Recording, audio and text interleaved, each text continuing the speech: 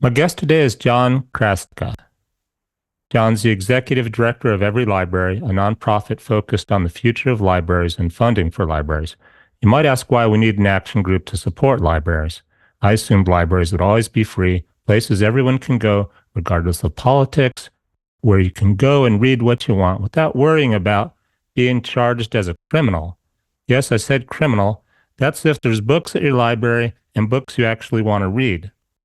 When I reached out to John to see if he'd be a guest, it was to discuss the importance of libraries as a means to facilitate learning, discovery, and innovation. I have a degree in aerospace engineering. I recently took my nephew on a field trip to visit the college he was considering, and I was shocked to see the books are gone, replaced with tables to plug in the internet. Libraries, those with books, are a critical resource for innovation and discovery, and it's concerning to think that free, uncensored libraries are at risk. In 2023, Publishers Weekly recognized Chrastka as notable for his work opposing book bans and censorship. I'm going to keep this conversation flexible and let John tell us why libraries are important, what's at risk regarding libraries in our future, and what we can do to keep libraries and books free and available to everyone. Welcome to my show, John. Daniel, thank you so much for this invitation. What a wonderful introduction. I'm glad to be able to hear. I'm glad to be able to be here to talk with your listeners and you about libraries. Both, and you mentioned public and academic. School libraries are in the mix as well here. So tell me if you have the same experience. I've been to libraries, not every library, but certain ones where I just wander and I get ideas in my head that I wouldn't have got if I wasn't walking through the aisle randomly going, what's that book, the title, the author, and open it. Mhm. And I'm not discounting the internet. I use AI all the time to help me write a letter faster, cleaner, clearer, to get ideas too. It's great. But I don't think there's people that really get that. Can you maybe, I would try to tell like I just did. Do you have a similar? Absolutely. Yeah, so I've got statistics and I've got magic. Okay. The statistics side of it is about 20% of Americans right now after the pandemic. It was about 14% before the pandemic. Were getting their books from libraries, and it was to read for fun, to read for joy, to read for research, to read because they were interested in a topic. That discovery, 20%, 22%. That is largely based on the discovery of it in the stacks. It's largely based on the discovery of it on an app that is well built. It's the wandering around. It's going after a topic that you think is interesting, and then the physical geography of the library, the physical geography of that app, allows you to have moments of enlightenment. Mhm. You trip over yourself on the way to the cookbook section, and you're suddenly down a rabbit hole on the culture. Exactly. Yeah, Where yeah, you would never have got, even with AI and Google, because yep. AI is just giving you what you ask for. And it's like a random way of discovery. Well, AI is funny because it wants to please you. Like it's funny when you put in a prompt, it tries to get you as close as it can to the literal interpretation of that prompt. A library has no such courtesy. It's a bit chaotic. If you don't know the Dewey Decimal System or the Library of Congress numbers like the back of your hand, you're gonna trip over yourself on the way to what you're looking for.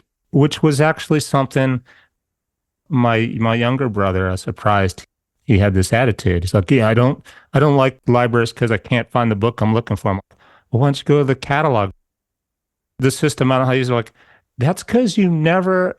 I was fortunate to take a class in high school or something that taught me the Dewey Decimal System because I used to be the same way. These numbers, I don't get this. And yet it's a Mhm, beautiful system created by people way before there were computers, right? mhm, mhm. You just got to learn how to use it.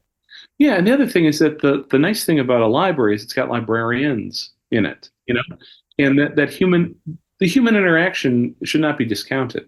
There's the individual discovery moments, there's the wandering, there's the appreciative inquiry that one does, but then there's the opportunity for either coaching or intermediation too. I mean, I think the magic of the library is the humans who work there plus the collection. It Yeah. without that, um, without and some people do want to talk to the librarians first. Some people don't want to talk to librarians ever. That's cool. They get it. That's why they're there. Yeah. So tell me about the books being gone. I was like staggered. This was a 3-story, beautiful building. The building's still there. And I walk in, it's the Noble Science Library on campus at Arizona State University. Okay. And it used to be packed with all these science books, nothing but 3 stories. I Mhm. walk in and there's literally the racks are still there. The books are gone. Why are Yeah. the books gone? That's a great question. So I don't know specifically at that particular academic library, but there's a few points of intersection that might be contributing to it. One is that the physical books have in many places. I'm thinking about the University of Missouri, Mizzou, at Columbia, where they've moved the books into a giant warehouse because the times that it's important to have that physical copy from the warehouse, they can retrieve it in a matter of hours. It's got a robot arm that goes around. It's really amazing to see. It's like a Doctor Who episode with these long stacks with a robot coming and grabbing it and bringing it up. So relocating it so This is there's more. like Raiders of the Lost Ark. Like, where are the books? Oh, it's a secret Exactly. place. It's Yeah, locked yeah, yeah. behind a door and you need a pass. No, No? Okay. well, it's not that they're locked behind the door. It's that there's someplace other than where the campus needs a lot of students to be able to gather together for collaboration work. The other is that there are a number of different scientific and engineering and medical that have moved away from print. They've moved away from print and it's all online only. Nothing's born on paper anymore. It's born digital. So just the most recent edition of might not exist on paper anymore, Daniel. So there's literally nothing to put on that shelf. That makes me feel a little bit. I was panicking Yeah. just because the resources and no one wants to read books. I'm like, nobody wants to read books. Yeah. No, but you're in a very specialized place, and maximizing access sometimes is not being dependent on the format. That being said, there's also a movement, though, in certain parts of academia, and I'm not suggesting it is at the University of Arizona, but there are some community colleges that no longer are required to have a library at all.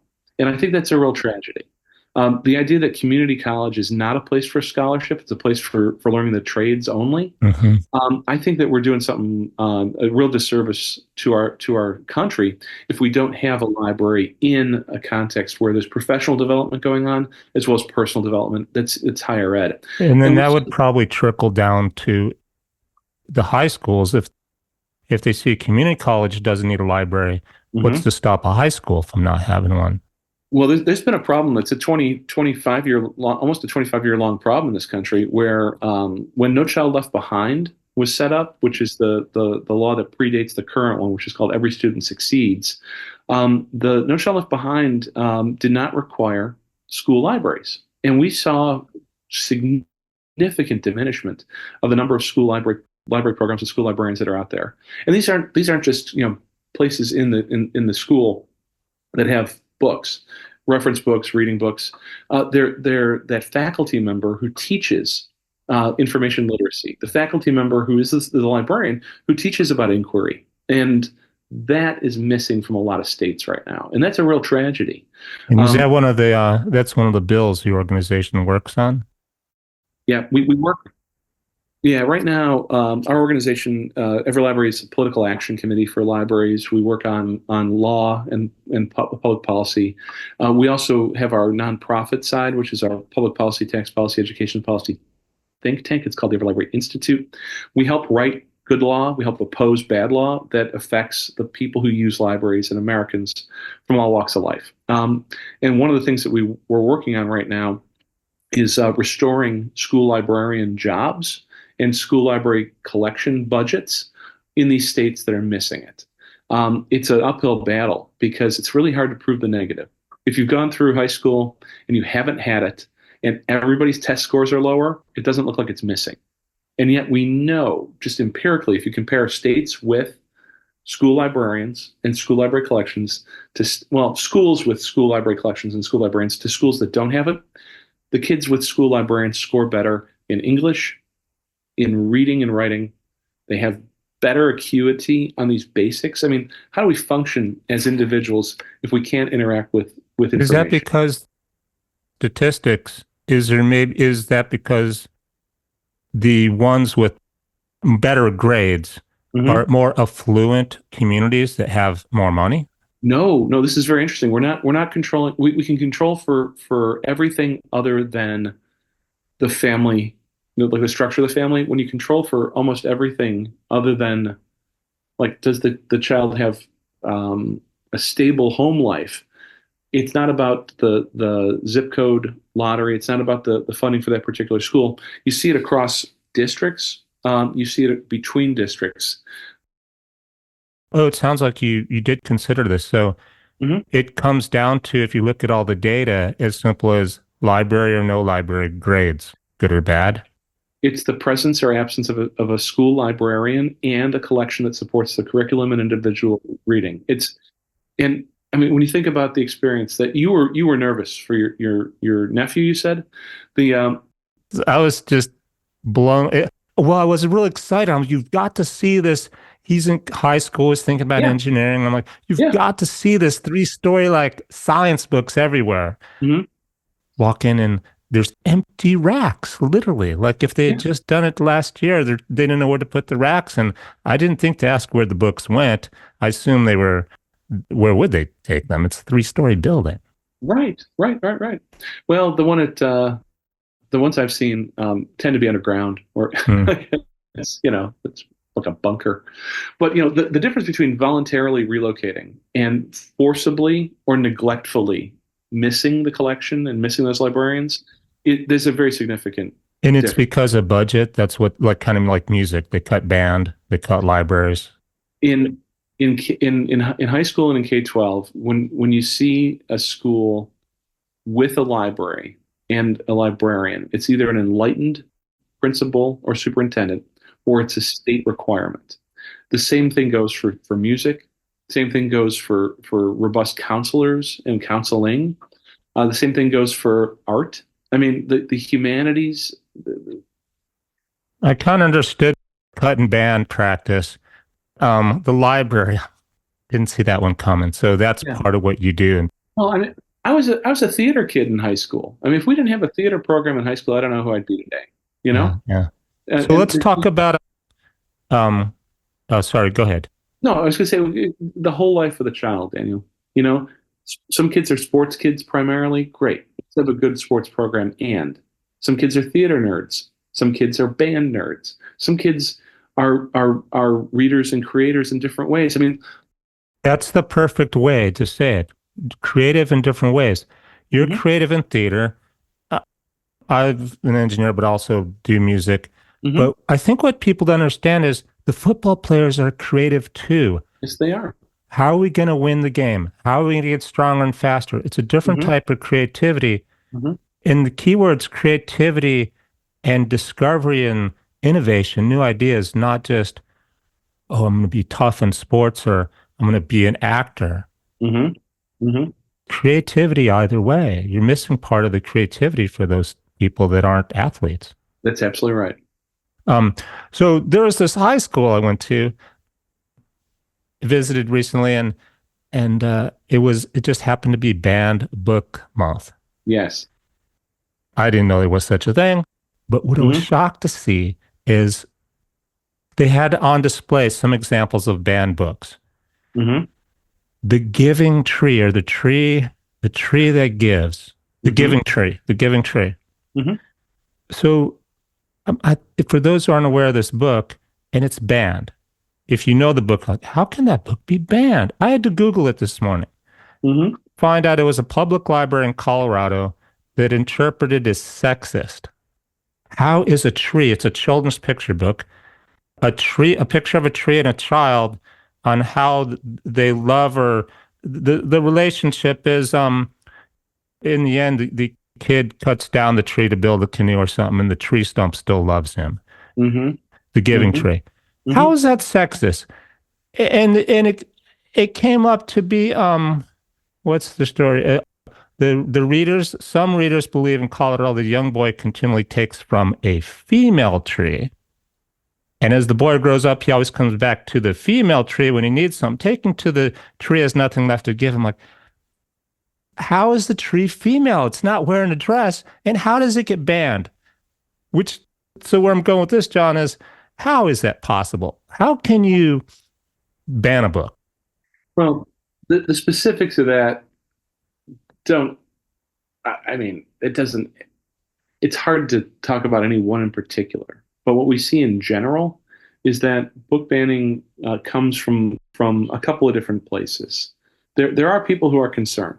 You know, they have sincere beliefs about books that they see as being either inappropriate or harmful. We got to protect the young readers. Yeah, and they come at it with a sincere belief, and I have a lot of respect for that. In fact, the freedom of speech in the First Amendment to the Constitution is right alongside the right to petition, which is, you know, one of the 5 freedoms, and the ability to go to a public library and say, I have a petition, I have a grievance, I have a redress of grievance, I'm concerned about this book. Those are co-equal rights in the First Amendment, and I dig that. Okay. Yeah. It's the idea, though, that a individual's belief system can override a community's interest, or that my perspective on a part of my community can somehow or another criminalize that part of the community. That's where it gets pernicious, Daniel. It's where I mentioned the criminal part for listeners because I don't think they understand the gravity of the situation. Sure. So by law, you know, the Constitution says the Constitution says unconstitutional censorship is you keep it in a library unless it's illegal. Okay, it's harmful, it's obscene, it's somehow or another illegal. Then that's a good reason to get rid of it. Otherwise, keep it because your viewpoint as a government is to be neutral, and the viewpoint of the book shouldn't be really relevant to the government, which is the public library, by the way, the schools, you know, to begin with. So in order to ban a book, you have to say that it's illegal. The book is somehow or another obscene. It's encouraging criminal behavior. It is somehow or another harmful. And it's that charge that the book is criminal that is the most pernicious, because a lot of the attacks are on LGBTQ titles. They're on LGBTQ authors. They're on communities of color. And then when it becomes criminal, it is a criminal charge. How does that work? If you were found to be reading the book, it would be a criminal charge? So there's 2 parts to this. One is the criminalization of the collection, the book itself. The librarians. And then the other is the individuals who work at the library. Okay? So let me pull those 2 things apart. One is to say that the color purple, the Tom Sawyer, the Giving Tree is somehow or another obscene, is a charge that says the book itself is a criminal action. Okay? And so so you could take that to a judge.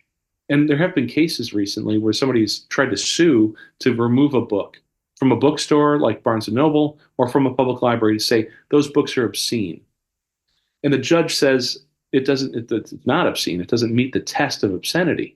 We keep the book. And public library boards sometimes say, we'll keep the book. Other times they say, we'll get rid of the book because we agree that this book about a population or particular people, we don't agree that they have the same validity as other people do. On the criminalization of the profession, though, Daniel, that's interesting because since the Kennedy administration around the country, there has been what's called a defense from prosecution. The librarians were educators, museum professionals. Could you imagine if this country had criminal charges levied against the people who run museums because they got statues and pictures of naked people from the 1570s? You know? Yeah. Yeah. So we had something called defense from prosecution, where a local DA, some local sheriff, couldn't go in and charge the English teacher or the history teacher or the art teacher or the school librarian or public librarian or museum professional with a crime for what's on the shelf or what's on the walls. That's being eroded around the country. That's under attack right now. The criminalization of these professions, these institutions. Who takes the time and goes, I want to erode that? What's the interest? 17 states. last year and the year before, the last session of the state legislature. How does something like that start? What's their logic? It's interesting because when you look at the 17 states that we fought against, there were four states that passed bills to criminalize libraries or librarianship or educators. Two of them were vetoed by their governors. That was Idaho and North Dakota. One of them went to court. That was Arkansas. They went to court to say that this law is unconstitutional. How dare you? Criminalize libraries and education. And then in Indiana, they passed it. And now, if you're in Indiana as a public library teacher, as a counselor, as a health educator, a school librarian, a principal, or a school board member, you could have some local DA say that the book on sex ed is obscene and go after you. Okay, and it's the same states that are anti-LGBTQ. It's the same states that are doing anti-CRT bills. So there's a group behind it. That's absolutely the real objective are those gay and lesbian issues, not the giving tree. It's it's a back way in. It's a soft target in a lot of ways. Yes. Yep. The real objective is not literally. Well, so you see it. You understand it. Well, we've been in the trenches now for a couple years on this, and the idea that you can criminalize a book, you can go after a title and say that book is somehow inappropriate or obscene or criminal. It's easier than going after a population. In America today, there's a lot of. We have gay marriage. We have transgender individuals can show up to work like as who they are. Like we've got interracial marriage. All right. Like I'm only 53, 54. I'm in my early middle ages. Interracial marriage was illegal in this country. I'm from Cleveland. I grew up in the 70s in Cleveland. Yes, sir. I won't even mention what my grandfather used to call colored people. Yes. No, Daniel. Or live in the same neighborhood. They wouldn't allow. I'm like, so they can live couple streets down. How's this to a kid? I'm trying to process how that's logical. Mm-hmm. Mm-hmm. No, we are 5 minutes away from a very different society, and our memories are short. These protections for individual human beings are easy to erode. In your line of work, you're basically working with, like you told me, you're 2 minutes late to the show because you were talking to a senator. Yeah. I would have waited longer. You're very kind. So you're battling stuff like this. It seems like you're fighting fires. Is there a holy grail, one way to really stop what's happening? A solution for people at home in their own community, listeners? That's a great question. So we have a platform that we built about 18 months ago called Fight for the First. Fightforthefirst.org. It's a little bit like change.org. It's a little bit like GoFundMe, where we can put up a campaign in 5 minutes. If there's a problem someplace, you tell us where the problem is. You tell us about the problem. We can start activating people in your community locally. And we've had 88,000 people take an action in the last 18 months on 106 different local campaigns. Nice. And that's a zip code level. There's a problem right now. We're recording today on October 16th. There's a problem in Penridge School District in Bucks County, Pennsylvania. We found out about it yesterday. We're already up and running on it this morning. And by saying up and running on it, we are doing calls to action to citizens, to neighbors, to inform them, educate them, and activate them. What's this specific one about?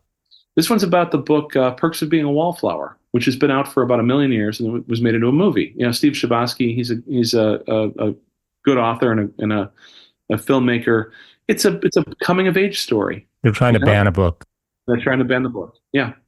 Yeah. What is the book about, if you would ask the author? So I actually had the pleasure of being in your seat the other day. I was doing some interviews during Banned Books Week. We had EveryLibrary did like a literary festival during Banned Books Week a couple weeks ago. And I got to interview him along with a couple other people. And if you were to ask him why, it's because he talks about what it's like to be a teenager. What's it like to be a teenager? How do you feel? What's going on in your life? What are relationships like? It's part of the conversation about growing up. Hmm. And there's a lot of people, well, not that many, maybe 5% of the American population, maybe 8% of the American population, who think that Footloose was a documentary. That we need to shut down, seriously, that you and I are in a similar demographic. I Yeah. mean, So you just have to watch the movie to get that it's not a documentary, even I if you don't know. know who. I mean, I don't even really know specifically recall. It's a Patrick Swayze, Kenny Loggins. It was Kenny Loggins and not Patrick Swayze, it was that other guy, Kevin Bacon. It was Kevin Bacon. Okay. Yeah. That being said, like this idea that we should be protecting children from childhood, we should be protecting children from their own identity, we should be protecting children from growing up. That's a key driver for some of these people who are looking to ban books, and this is a symptom of it. So it's a negative, not a negative story. It's a real story, It's a real story. Well, I mean, it's a fiction story, but fictional story. yeah, All you got to do is pull up Netflix these days, and it's hard to find a movie that's not violent or drama or Daniel, sexist. there's two things here, man. One is that like Americans are always more comfortable with violence than they are with sex. The Marvel movies, for example, are ridiculously violent. Yeah. The So back to this, your action though. What did this on this book? What's the title of it again? perks of being a wallflower. What about the childhood do people not think is not, they don't want other kids to read about? Here's the thing: if I felt that my own kid shouldn't or couldn't, that's my choice as a parent. Hmm. Okay, but I'm not going to go next door or down the street or across the alley and say your kid can't either. Like the idea that my own personal comfort or discomfort drives society-wide behavior or access is the problem. Anybody's individual choices should be empowered. And in fact, that's what good librarianship does. It's like your brother should have gone to the card catalog. Your brother could have gone to the librarians. As somebody who's a user, like the idea that comfort or discomfort is driving public policy and law. I think that we need to scale back a bit. Let's get back to the core issues around freedom of speech and the Constitution. Hmm. Let's get back to the idea that there's a little bit of live and let live going on. The particulars, I can't say from where I'm sitting what the particulars are for those people who complained about perks of being a wallflower in the Penrith School District. I haven't seen the complaint yet. Okay. That being said, why take it away from every other kid and every other family? Well, what comes to mind is how then do you take, say you have something as serious as child pornography, Mhm. Playboy and whatnot. Absolutely. That is, yep. How do you decide, okay, that's not acceptable? Sure. So mainstream publishers and public libraries and school districts in this country do not collect pornography. They don't collect obscenity. They don't publish it. There are publishing companies. There are places that make movies. They do podcasts even about. Hmm. That's not collected by public libraries or schools. It is not to suggest that a book on sex ed is pornographic misplaces what pornography is. So meaning I think what you're saying is when they publish that stuff, Hmm. they themselves have labeled it in that classification. So it makes the library's job easy. You your publisher is Yeah. categorizing it as this. So back in January of 2023, the group over at Common Sense Media. Common Sense Media is a big parents' rights kind of organization or parents' information organization. They want to make sure that parents are well informed about. So they do a voluntary rating system on media and on books. It's like Rotten Tomatoes, but whether or not they're smoking, drinking, sex, whatever in a movie. They do a survey occasionally, and back in January 2023, they did a very big survey of American teenagers, and they asked a very important question, Daniel, which is where do you get your pornography? And And dad's dresser under the sock drawers. well, 0% of the kids replied the public library or the school library. Most of them on the phone. Okay, Oh. most of them. Okay, they got it from friends they got it from a website.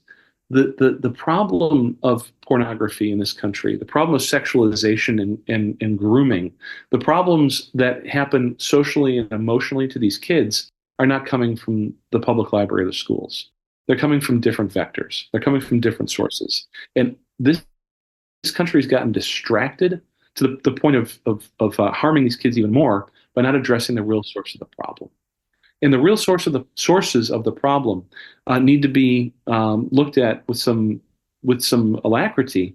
If 0% of kids if 0% of them are getting it from the public library or the school library, and it's coming through their phones, why are we paying attention to a place that doesn't affect them? We should have a fair playing field, do the same thing then with the cellular access. So what is another big thing you're working on at your organization besides the censorship? And yeah, no, that's a great question. So we got our start 13 years ago doing public library election days.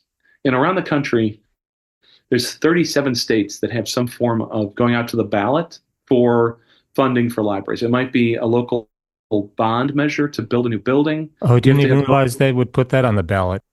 Yeah. They would put build a new building. That's on the ballot. Okay. Yeah. It's on the ballot. Yeah. So look, do we want to issue a bond? Do we want to issue some debt? So there's a bunch of states that require local government, like a public library or a school district, to go out and say, yes, we want to raise our taxes. Okay. Nobody wants taxes raised. Well, why are we going to use it? And that it's the how are we going to use it? What are we going to use it for question, and the who's going to spend it question that we started working on 13 years ago as the National Political Action Committee for Libraries. So we've been very successful. We work with libraries when they're on the ballot and help them communicate effectively with their voters. And so we've got 6 election days coming up in November that are just for public library funding.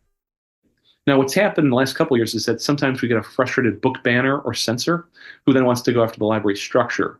And those are crisis campaigns, and we have 2 of those this November. But I really like the opportunity campaigns.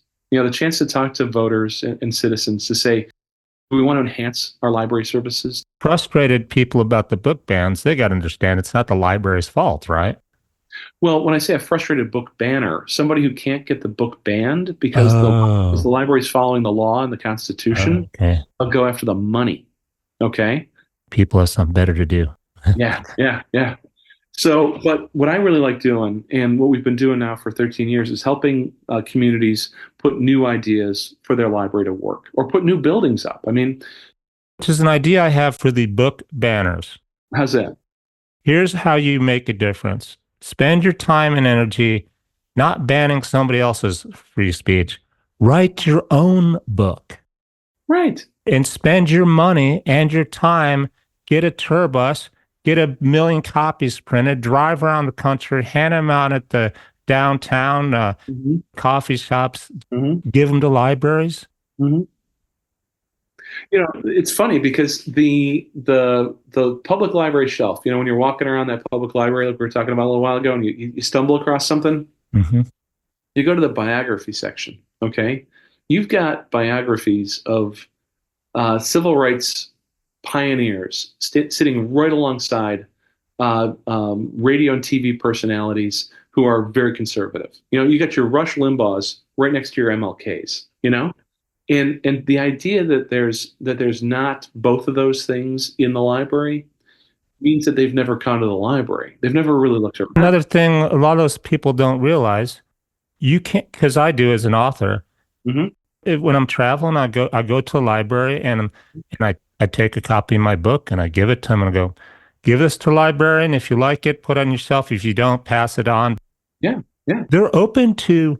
They're not going to buy your book. Again, back to funding. I mean, they can't put everybody's book on the shelf if you're self-published, but they will put even self-published people's on their shelf if they Absolutely. No, 25% of the books on a library shelf in certain genres are indie or indie presses or indie authors. I would encourage the book banners, instead of infringing on other people's what they're saying, say what you want to say. Well, I think it's a uniquely American moment. The idea that you can, the freedom of expression in America is unparalleled, and I don't want to see it diminished.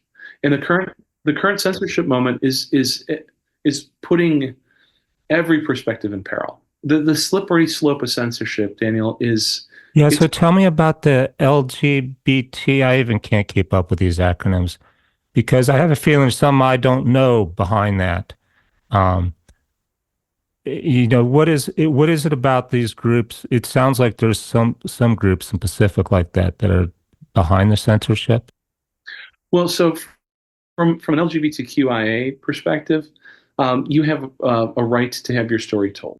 If I'm, but it's the same thing for religious Hmm. perspectives and minority race and ethnicity as well.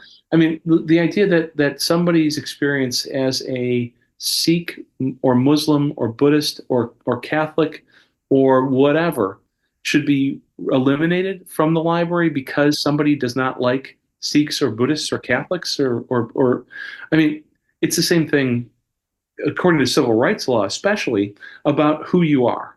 The who you are. Um, I have to. I might It's disagree a with you. slippery slope for sure. Yeah, I, yeah, That can really change ways people think uh, that they think. yeah. I mean, one of the things that I look at, on the censorship side of things, we keep books in the library unless they're legal. The First Amendment, unconstitutional censorship, is to remove something that's not illegal. Okay, it's to remove something based on viewpoint or perspective. But why do we bring the book in the library in the first place?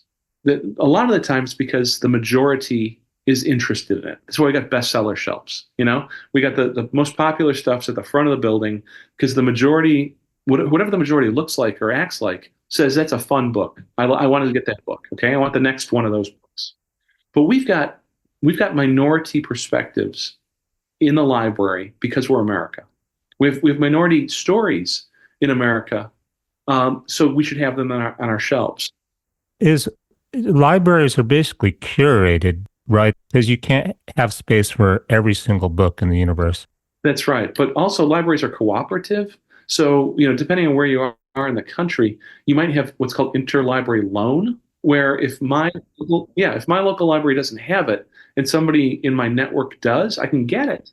And I also can tell you that I know there's something called patron-centered collection design, where if you, Daniel, you go to your library and you say, "I'd really like to get my hands on this book.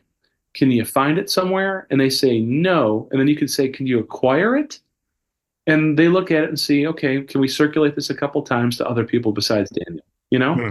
and if they feel like they can, they'll get it for you. In fact, there's libraries around the country. I was thinking about the book banners again because I Yeah. think they're not thinking outside the box. Or maybe they disagree with what I'm saying. Say I have in my hometown, my library, I don't want a certain book there. The library is curating books to some extent. Hmm. Someone could still get your book instead of banning it. What do you want to see in your library, your community? Go that route. You know, there's such an abundance to what you're describing. There's such a positiveness to what you're describing, Daniel, about that. Like let's have a more abundant society, as opposed to let's have a society where we diminish the ability of people to access information or ideas, or we diminish the opportunities for people to have their stories told. It would encourage a discussion at that local library with the rest of the community. I want to, in the book banner, I might learn, you know what? No, everyone else disagrees with me. Maybe I should move. Well, I mean, I'm not suggesting it's easy to be a neighbor. It's hard to be a neighbor. We make decisions all the time as neighbors based on elections, based on public meetings, based on conversations in the public space, in the public forum. I mean, how do we, some of the biggest fights in my hometown have been over trees.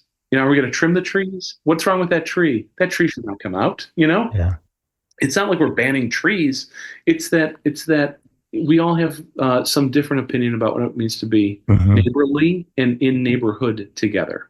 Yeah. And the book ban doesn't a book ban fight or an anti-tax movement. The folks who are like any tax is a bad tax. Let's have a conversation about what good taxation looks like. That's like I said, we've been working on it for 13 years now. Um, how do we have these conversations with each other as opposed to at each other or in spite of each other? So what is your vision? We opened with trying to give people a picture if they haven't had the experience of exploring a library, just getting lost and discovering stuff. Sure. What's your vision for the perfect library in the future? And what else are you working on, or what are you working on, or what can people do to make that a reality? That's a great question. So my own library is not going to be your own library, but our library together, I believe, should have a couple of key things. One is enough funding to bring in a collection that has some real dynamicism to it and diversity to it. I want to see those engineering books on the shelf. I want to see that popular mechanics on the shelf next to the cookbooks, next to the history, mystery, fiction. I'm not a big fiction reader, by the way, Daniel. I'm not a good fiction reader. My wife is. She's got a stack of books at the bedside. It's going to fall over and kill us one night. I'm not. I'm more of a nonfiction guy myself. I want to see that diverse, dynamic collection. And it also in formats because there's a lot of humans out there who still read books. I think it's somewhere in the high 70% just read print, and that's great. I love it. And then there's a bunch of people who access it through some sort of device. That's wonderful. There's a lot of people who listen to books rather than read them because they enjoy it or they need to for different learning styles and listening styles. I mean, the dynamicism and diversity is the reoccurring theme. I'd like a spot in the library to go and be quiet. I'd like a spot in the library to go and hang out with other humans and spend some time. I want a spot in the library where my kid and other people's kids can be a little noisy from time to time. Mm-hmm. These are attributes, I think, of a functional community anchor institution, a functional component of society. Where can we go to be alone together? Where can we go together so that we're not alone? The noise and the quiet one and the kids and the no kids and all that stuff, that's another, Hmm. those are important things. Yeah. Yeah, and I'm not just pie in the skying it. It takes money. It takes tax money. The reason that we've got a public library today in America that's so functional and so robust, and it is. I mean, the book ban situation is happening. It's not casual right now. It's a concerted attack, and some states have restrictions on access or restrictions on identity that are pernicious, and they're state sponsored. Other places, though, there's no crisis going on except for the funding. There's no problem going on. The ironic thing about the funding is, as a speaker, I'm sick of hearing the word innovation. And they're like, Daniel, your title, you climb mountains that have never been climbed. You're an innovator. Mm-hmm. Okay, I'm speaking about innovation. And yet we even having a discussion about not supporting libraries with their taxes. Yeah. What are people not understanding? Mm-hmm. Walking the walk, we'd be innovative society. We're going to go to Mars and we're not going to have libraries in our high schools. My wife and I were at the Olympic National Park the other day. It was our anniversary weekend. We went out. We live in suburban Chicago. We took a nice little flight out to Seattle, and we went up to Hurricane Ridge. Okay, I don't know if you've ever been up to that one in particular, but if it wasn't for the WPA and it wasn't for the CCC back in the day, building trails. Okay, now we weren't breaking new trails. We weren't blazing a trail ourselves. We were on either asphalt or crushed gravel, and a guy like me who's not much of a climber could go out there and experience it. Okay, I got to stand on a promontory and look at Puget Sound. Okay, from I don't know 3,500 feet up, 4,000 feet up, and I broke a sweat and my glutes. I'm not a climber, Daniel, and yet because of the infrastructure that America decided to tax ourselves to put together, a guy like me could get up there and have a moment that was quite beautiful. And I think that the equivalent happens in libraries. It happens in art and museums. It happens in ballparks all around the country. Those different moments of transcendence that happen because we've decided to be a decent society. That's all I'm looking for. Nice. You're a busy guy. Is there anything I haven't asked you that you want to make sure listeners hear about? The biggest thing here is that the book ban situation is really not a progressive situation. It cuts across conservative and libertarian issues as well. It's not just about the topics of the book. We've been talking about things like sexuality and identity and things like that. But really, like, why does any libertarian want to see the government say that you can't read something?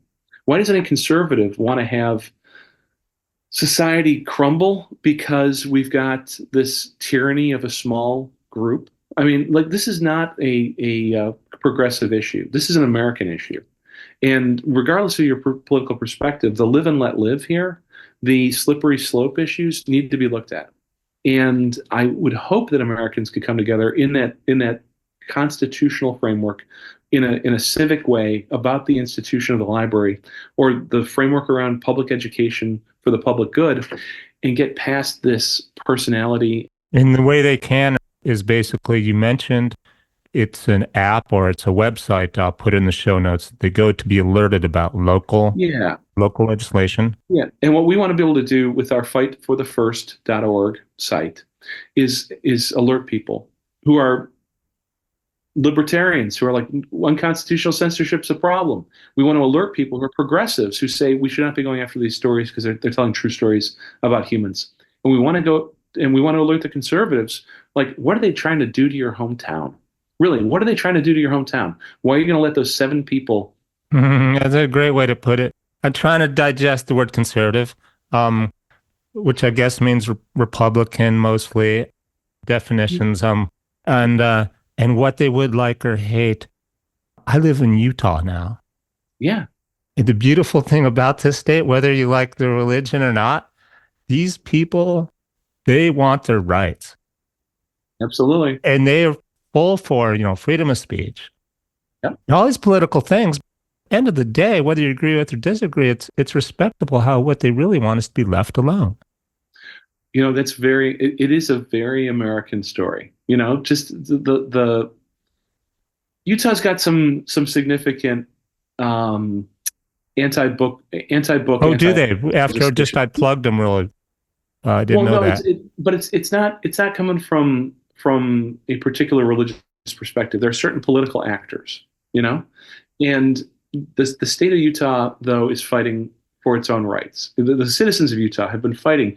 We have an organization that we support called Let Utah Read, and Wow. that is folks from all walks of life, Daniel, who are coming together to say enough is enough with Wait, this wait. censorship. What's happening in my own state? I just moved here last year. I didn't Did you? realize. Yeah. So there was a particular piece of legislation that allows for book bans to become statewide book bans in schools if 3 school districts ban the book. Okay, so if there's 3 schools, if Ogden, St. George, and Lehigh get together and they say we're going to ban this book, then it becomes universal across the state to ban the book. So contradictory to what my observation was, and Hmm. why? Utah folks around Utah from all walks of life are outraged by this. They are completely outraged by it. Oh, so the people are the local Yeah, people. yeah. And your elections coming up in November are really a referendum on that civil liberties issue, that civil society issue. So is Um, it outside? Is it outside? Like they call them carpetbaggers. I just still don't understand what the carpetbagger means. Once I I, read the definition, an outsider from out of state comes into your state and sees an opportunity to pounce. Is that what's happening? no, I Well, no. don't think so. Hmm. I think this is a uniquely Utah version of it. Hmm. It's part of a broader social and political movement, though, that exists in every state. I mean, my home state of Illinois is what they call a trifecta, where the 2 houses of the legislature and the governor's office are the same party. It just happens to be Democrat over here. There's Republican ones in other places. There are trifectas. And Illinois had an early bill. They were one of the early states to put up a bill that would ban book bans. Okay, and there's still folks in the state who are trying to advance an anti-person agenda, trying to advance an anti-government agenda, an anti-civil society agenda. I mean, Illinois is not immune from it. It's just that in Utah, they happen to be a lot more of them in the state legislature. Hmm. I'll have to look into that more. Yeah, I think I'll it's get on the important. alert. Yeah. What's the website again for your alert? So our calls to action are at fightforthefirst.org. Those are the local campaigns, zip code level campaigns, for the to put the books back on the shelf and to stop the shenanigans around book banning. You can also go to everylibrary.org, which is our main website. And then in the Mhm. lead up to the election, we also have a website called Libraries 2024. Libraries 2024, because it's coming up. Yeah. And that covers a lot of the issues as well. So happy to get that out there to your listeners. And you know what you're speaking of, the local stuff, the local elections. I had Hmm. the League of Women Voters, an executive from League of Women's Voters on, Hmm. and Hmm. and I was surprised to learn just how much people think she was like, most people only go to vote when it's the president, they make a big deal of the president. They don't realize that it's these local every year November elections, the local Yep. ones where all the real things that are really affecting your life Hmm. matter are taking place. Well, this is very interesting because in the top of the ticket this year is a particularly stark contrast between the candidates. But the state legislatures, the governor's races, the statewide initiatives. I mean, in Utah right now, there's a measure on the ballot for a statewide. It's on a statewide ballot. It's a constitutional amendment. It's called Amendment 2, I believe, that would allow local school districts to have their money diverted away from public schools and into charters and private schools.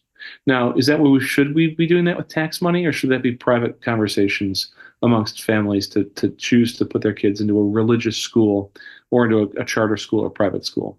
That's a big policy issue. But school districts are on the ballot in your state and my state, school boards, and then local referendums. I mean, I agree with your friend over at the League of Women Voters. It's exactly why we're paying attention at all levels of government. Nice. Any last words, John? Daniel, I think that the idea that there's an abundant society rather than a negative society that you brought up so eloquently, the idea that we should be vigilant, though, when you walked into that library, with your nephew, and you took a look around, the vigilance that we need to make sure that we're living in the kind of society that we all want to live in, that we all have a personal component of that. I think that's one of my biggest takeaways from this conversation today. Yes. I appreciate what you're doing, John. It's good work. Keep it up. Thank you for. Thanks for being on my show, and Oh, what a treat! What a real treat! Nice conversation today. have a great day. You too. Bye. Cheers.